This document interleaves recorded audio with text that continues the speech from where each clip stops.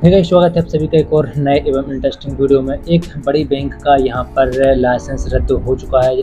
अब मतलब 22 जुलाई को ये आरबीआई ने यहाँ पर निर्णय लिया था कि एक बड़ी बैंक का लाइसेंस रद्द किया जा रहा है।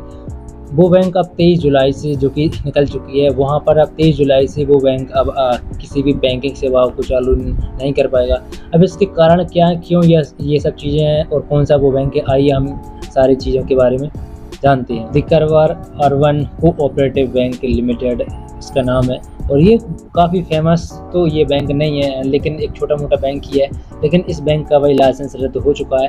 अब इसके कारण क्या है वो भी हम आपको अभी आगे बताते हैं। सबसे पहली बात तो इस बैंक की है कि इसने यहाँ पर क्या किया है कि जो पूंजी और इसकी जो कमाई है वो अब इसकी बहुत ज़्यादा अत्यधिक नहीं है, या फिर इसकी बहुत कम कमाई हो चुकी है। इस कारण से मतलब जब बैंक यहाँ पर एक प्रकार से गिर सा जाता है, कोई लेन देन नहीं होता, तो इस तरीके की बैंक जो है वो आरबीआई यहाँ पर इसको लाइसेंस वगैरह रद्द कर देता है। बैंकिंग और रेगुलेशन का जो एक्ट है उसके तहत इन्होंने काम नहीं किया, इस कारण से भी इसका जो लाइसेंस है वो रद्द किया गया। और यहाँ पर वर्तमान स्थिति में जो इनके हितग्राहक हैं उनको ये बैंक जो है वो ठीक से सर्विसेज, इनका जो पेमेंट है वो नहीं कर पा रहा है। इस कारण से भी इसका जो यहाँ पर लाइसेंस है वो रद्द किया जा रहा है। तो इसके बाद यहाँ पर आरबीआई ने फैसला लिया है कि इसका जो लाइसेंस है वो रद्द अब किया जा रहा है। अब ये 23